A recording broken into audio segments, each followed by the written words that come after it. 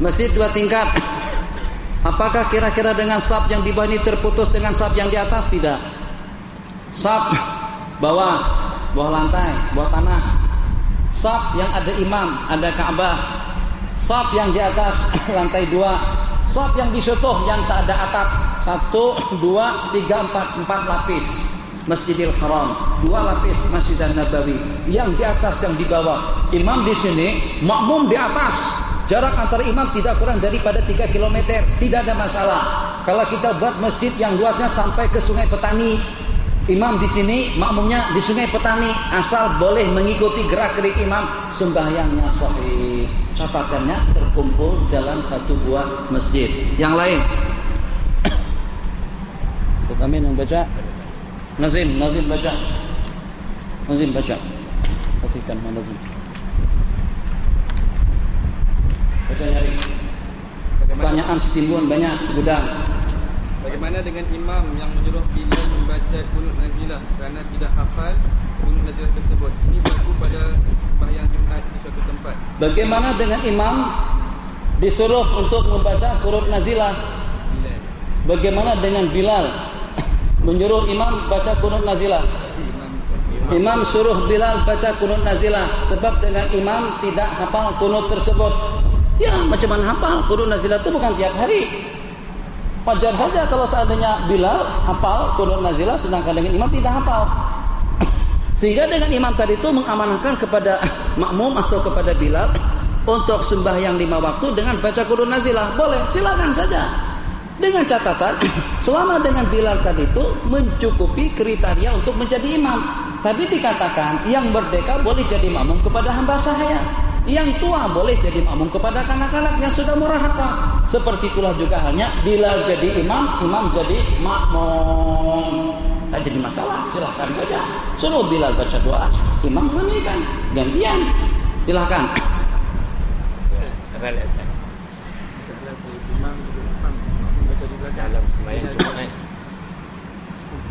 Kunut nazilah, nanti sedikit.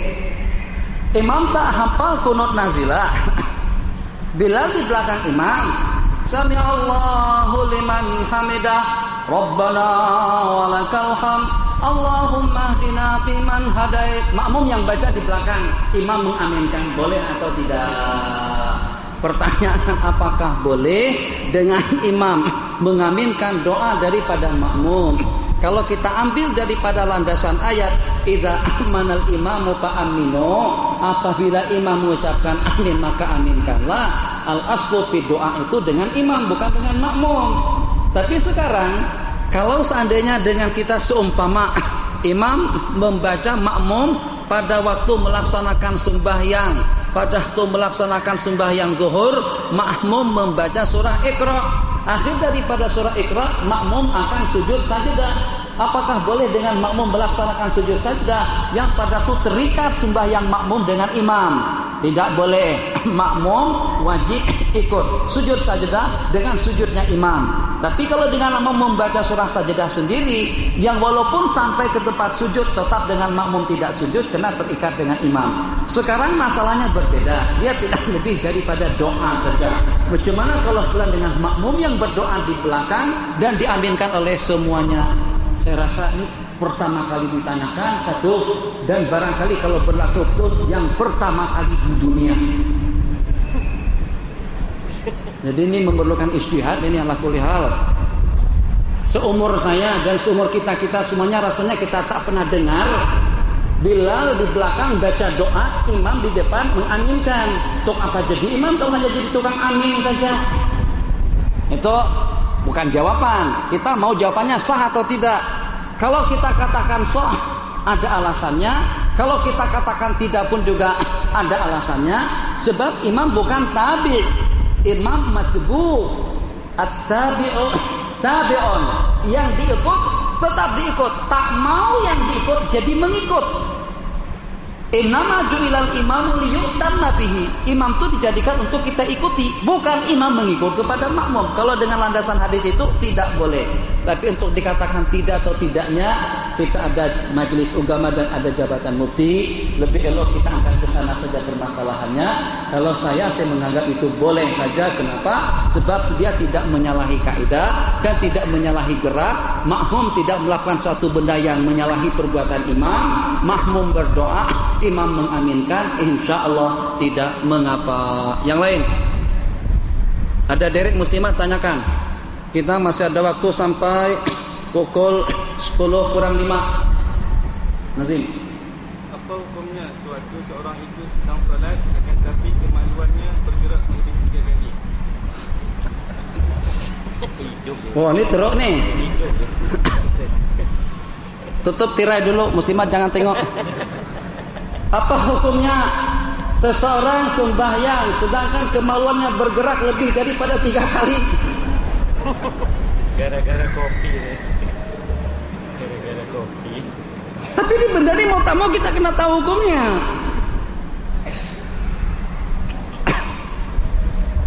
Oke. Ini rasanya juga baru ya. Ini benda-benda baru semuanya nih. Ini kita terpaksa berijtihad. Malakah fikih. Satu. Gerak daripada itu ada yang sifatnya ikhtiari, ada yang sifatnya ijbari. Ada yang sifatnya bergerak dengan sendirinya tanpa dikehendaki, ada yang digerakkan oleh orang yang berkenaan. Jadi kalau pada tegangnya tadi dia tegang sendiri, bergerak sendiri tanpa ikhtiar daripada kita, insya Allah itu sama dengan gerak daripada telunjuk. Jadi kalau pada waktu kita bergaru semacam ini batal. Tapi kalau kita letakkan telunjuk tangan kita di tempat yang gatal macam ni, terus kita garuk, biar 10 kali ini bergerak tidak problem. Seperti dengan kita mengetik tasbih subhanallah subhanallah subhanallah, atau dengan yang nomor itu macam mana pun cepatnya tidak membatalkan sembahyang, sebab anggota kita masih stabil. Garuk macam tu batal. Jadi dengan yang tadi, geraknya itu macam mana dulu? Apakah digerakkan? Tahu kan digerakkan dengan bergerak dengan sendiri. Jadi kalau bergerak dengan sendiri tidak terlalu tegang. Tapi kalau digerakkan dia tegang. Kalau digerakkan 3 kali berturut-turut, jelas itu akan membatalkan sembahyang. Tapi kira-kira macam mana tuh? Itu tak pakai celana dalam. Kalau pakai celana dalam kan dia tak boleh bergerak. Kecuali kalau pakai kainnya longgar, itu mungkin saja ala kulli hal. Tapi benda tu kena tahu juga hukumnya macam mana. Ala kulli hal dia juga mau ikut bertahajud bersama kita. Terus. Ya, silakan. Ikut hadis, jadi kelingking yang manakah perlu dipakai? Dan adakah besar dan kecil mungkin diambil mengikut sunnah? Ikut kelingking yang mana? Kedua-duanya. Riwayat mengatakan Nabi kita meletakkan cincin di kelingking tangan kanan, dan riwayat mengatakan Nabi kita meletakkan cincin di kelingking tangan kiri. Di sini dulu pernah ditanya apakah perempuan juga meletakkan cincin pada kelingking tangan kanan atau kirinya, yang disebutkan di dalam kitab-kitab fikih tidak, tetap perempuan meletakkan cincin di jari manis untuk tidak tasyabbuh, untuk tidak menyerupai laki-laki yang dengan cincin sunatnya pada kelingking tangan kanan atau dengan kelingking tangan kiri. Kadang-kadang dengan baginda waja'ala fissahu fi kafih, fis mata cincin Nabi kita letakkan ke arah telapak tangan. Jadi yang kelihatan itu peraknya saja. Besar kecilnya ada hitungannya. Jangan sampai lebih daripada 5 miskal, jangan sampai lebih daripada 5 miskal. Kalau dengan gramnya 5 kali 4 sesuku. Silahkan. Apa hukum talfik mazhab? Apa hukum talfik mazhab? Tahu dah kita jawabannya. Talfik tak boleh. Nasi kerabu campur dengan nasi kandar, campur dengan nasi goreng, campur dengan nasi odok dari Bogor. Jadi nasi apa? Tak jadi apa-apa. Macam tu juga Hanafi, Syafi'i campur aduk semuanya tak mau jadi. Tak boleh. Mau buat sop atau mau buat gulai? Sop dengan gulai tidak sama, tak boleh dicampur aduk antara mazhab. Itulah yang disebut dengan talfik. Silahkan. Bagaimanakah membaca amin? Ada yang panjangnya amin. Kedua-duanya boleh. Bagaimana membaca amin? Amin atau amin. Kedua-duanya warik. dan kedua-duanya mengikuti tajwid. Boleh dibaca dengan amin. Satu. Tasydid min boleh. Amin pun juga boleh. Eloknya diseragamkan. Jadi jangan sini amin, sini amin, yang di sini amin. Akhirnya amin kita tidak seragam. Jadi ada masalah baru. Ustaz Sufyan di Bogor sembahyang baca qiraat sab'ah. Alhamdulillahirabbil alamin arrahmanir rahim maliki yaumiddin iyyaka na'budu wa iyyaka nasta'in ihdinas siratal mustaqim siratal ladzina an'amta 'alaihim ghairil maghdubi 'alaihim waladdallin. Qiraat ihdinas siratal mustaqim siratal ladzina an'amta 'alaihim ghairil maghdubi 'alaihim waladdallin. Qiraat Ar-Rahmanir Rahim Maliki yaumiddin iyyaka na'budu wa iyyaka nasta'in. Qiraat boleh tak kita baca qiraat waktu sembahyang? Boleh. Tasawul boleh. Boleh. Qiraat sab'ah mutawatirah. Semuanya warid daripada Rasulullah sallallahu alaihi wasallam. 10 menit silakan. Bagaimana cara mentaklid mazhab lain? Adakah ada syarat tertentu atau boleh mentaklid? Bagaimana cara bertaklid kepada mazhab lain? Apakah ada syarat-syarat tertentu untuk kita bertaklid kepada mazhab yang berkenaan? Iya. Ikut tata cara mazhab yang akan kita ikuti. Untuk tidak batal sembahyang, ikuti cara berwudu sebagaimana dengan mazhab yang akan kita ikuti. Ikut peraturannya. Mau naik bus ke KL, ikut peraturan orang naik bus. Mau naik proton, ikut peraturan orang naik proton. Begitulah seterusnya. Mereka katakan, tuh kenapa? Mana dengan mewajibkan kita harus bermazhab? Terus dengan mazhab Syafi'i, pindah-pindah. Hanafi, Syafi'i, Maliki, terserah. Kalau dikatakan harus ikut dengan satu mazhab saja, itu yang tidak ada.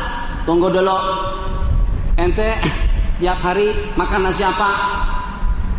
Kata dia, alhamdulillah sampai sekarang ini saya masih makan nasi lemak lagi. Sepanjang minggu makan nasi lemak terus. Apakah salah? Terserah dia. Pergi KL, kadang-kadang naik pesawat, kadang-kadang naik motor, kadang-kadang naik bus, kadang-kadang naik proton, kadang-kadang dengan Messi, kadang-kadang dengan Kolbus, semuanya boleh. Macam itu juga kita dalam bermazhab. Ada dengan seseorang tiap kali ke KL naik bus. Sejak tahun 41 sebelum kemerdekaan sampai tahun 2005 tiap kali pergi KL naik bus. Haramkah hukumnya? Tak. Seperti itulah kita bermazhab Imam Syafi'i terus sampai ke penghujung hayat kita dengan mazhab yang berkenaan, tidak mengapa. Terus bolehkah seorang perenang jauh yang ingin memecahkan rekod berenang mendirikan salat dalam air? Bolehkah dengan perenang jauh untuk memecahkan rekod berenang sembahyang di dalam air? Oh, asik juga pertanyaan. Sembahyang dalam air. Jadi macam mana? Walil maghdubi alaihim di dalam air. Orang dalam air tak boleh baca macam itu. Okey, tapa mulut aman. Walil maghdubi alaihim waladdallin amin. Ndak, daruratnya apa? Ini bukan perang. Ini bukan jihad fisabilillah. Boleh dalam keadaan semacam itu kalau pada waktu dalam keadaan syiddatil khauf, seperti dengan berenang pada waktu dengan terjangan daripada tsunami, dengan terjangan yang pertama sanggup untuk menerbangkan seseorang tertentu dengan jarak sekian ribu meter misalnya. Jadi dia sampai ke tengah laut, pada waktu dia akan ke pesisir, dia waktu sudah tinggal setengah jam saja lagi. Kalau tidak dikejar waktu akan habis. Dia sembahyang dengan berenang. Walil maghdubi alaihim waladdallin. Rukuk, sami Allah, sujud. Allahu akbar. Allahu akbar. Tidak ada masalah. Batal? Tidak. Kenapa? Sebab itulah yang termampu, yang boleh kita laksanakan. Gerak tadi itu tidak membatalkan sembahyang, sebab itu sembahyang dalam keadaan darurat. Tapi dengan berenang tadi itu tidak ada daruratnya, itu darurat yang dibuat-buat. Nah, boleh nanti orang suka mau tanya macam itu juga, lari maraton 13.000 km misalnya, sembahyang sambil berjalan tidak betul. Tapi kalau pada waktu musafir berjalan kaki silakan saja. Wah, Bani cerita musafir jalan kaki pergi ke KL. Jalan kaki pergi KL, khuruj 40 hari. Mana kawan-kawan khuruj 40 kali dengan jalan kaki? Siapa yang pernah? Jalan. Sedang sunat saja, fardu tidak. Allahu Akbar hadap kiblat. Allahu Akbar. Jalan. Rukuk hadap kiblat. Allahu Akbar. Sami Allahu hamdah. Jalan ke sana lagi, jalan sujud. Allahu Akbar hadap kiblat. Bangkit daripada sujud, jalan lagi. Baca tasyahud, jalan lagi. Mau salam. Assalamualaikum warahmatullahi. Assalamualaikum warahmatullahi. Hanya pada 4 tempat saja waktu kita musafir berjalan kaki yang diwajibkan menghadap kiblat, dan itu pun khusus dengan sembahyang sunat saja. Terus, apakah perbezaan di antara najis aini dan najis hukmi? Apa perbedaan antara najis aini dengan najis hukmi? Najis aini kencing, darah, nanah, bangkai, itu aini kelihatan dengan mata. Najis hukmi anak kencing, tapi saat ketika dengan kencing dimasukkan dalam sebuah wadah, dalam sebuah bekas, lama kelamaan bau kencingnya tidak keciuman, warnanya tidak kelihatan, rasanya pun juga tidak berubah. Itu macam mana? Itu namanya najasah hukmiyah saja, tapi tetap hukumnya najis. Yang ditanyakan perbedaannya, itulah perbedaannya. Hukumnya kedua-duanya sama. Silakan 5 menit. Mufti Perak memberitahu di Malaysia kita sekarang ini orang Melayu sudah murtad 100 orang. Bagaimana kita menghormatkan? Baca sendiri. Mufti Perak memberitahu di Malaysia kita di Malaysia sekarang ini orang Melayu sudah murtad lebih daripada 100 orang. Bagaimana kita menghormatkan? Betul tidak betul? Kita jangan terlalu sensitif dengan berita-berita dan juga dengan statistik-statistik yang seperti itu. Kita tidak mengingkari, memang terdapat sejumlah sekian di Indonesia yang murtad tiap hari. Tapi juga jangan sampai kita dengan propagandanya orang-orang Yahudi untuk mengecewakan dan membuat hati kita jadi kecewa, supaya jangan sampai dengan kita terpurukkan dengan keadaan yang semacam itu. Kita harus tahu berita dunia secara keseluruhannya. Tiap detik, tiap saat, persentasi dan jumlah peratus yang masuk Islam jauh lebih banyak daripada orang Islam yang menjadi murtad. Itu secara umumnya. Tapi macam mana pun tetap merisaukan kita kalau di negara kita sebagai negara muslim terdapat sejumlah sekian yang murtad. Itu adalah tanggung jawab kita bersama, hukumatan wa sya'ban wa furada, jamaat, pemerintah, rakyat, individu, lembaga, satu persatu bertanggung jawab dengan segala sesuatu yang berlaku, khususnya terhadap hal-hal yang berkenaan dengan akidah. Silakan.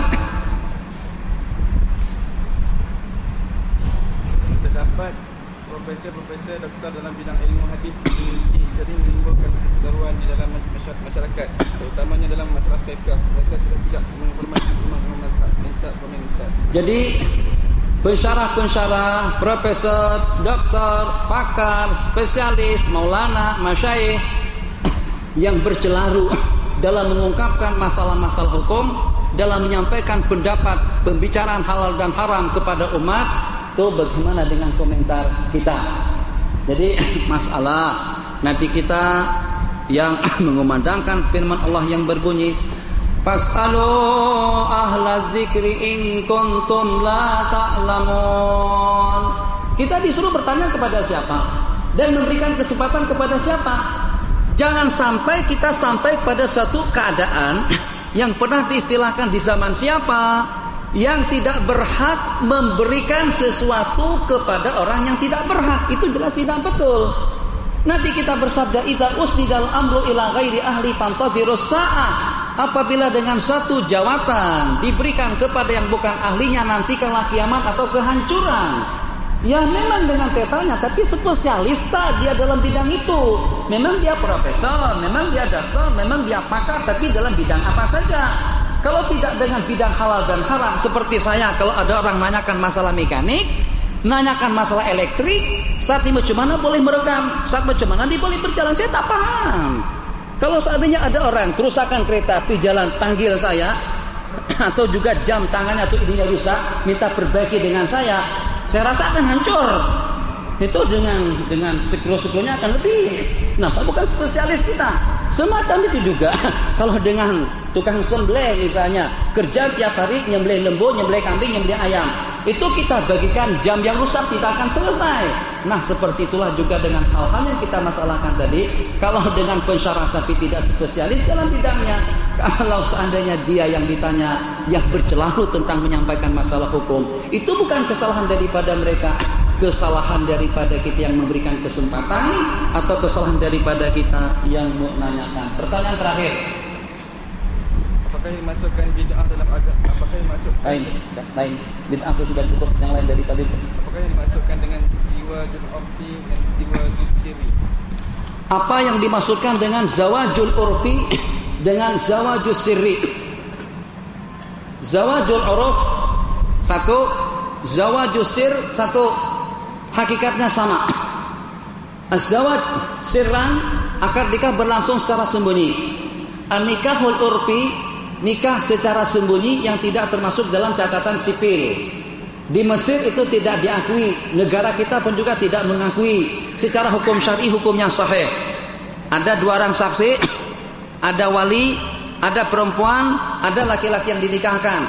Ijab kabulnya secara sehat, saksi dan yang menikahkannya secara udul, akad nikahnya sahih, yang walaupun tidak termasuk dalam catatan sipil, dinikahkan secara sembunyi. Nikah sirri secara sembunyi, nikah urfi secara kekeluargaan. Kedua-duanya sahih menurut hukum dan tidak sah menurut pemerintah atau kerajaan. Di Indonesia pun juga dianggap tidak sah kalau berlangsung akan nikah yang semacam itu. Warisan tidak ada, nasab tidak ada, itu jelas tidak betul. Sebab syarak mengatakan itu hukumnya sahih. Insya Allah kita bertemu kembali besok pagi pukul 8.30 dengan kitab hadis. Subhanallah. Hamdika asyhadu an la ilaha illa anta astaghfiruka wa natubu ilaik wa aqimis shalah. Qomat. Imam siap.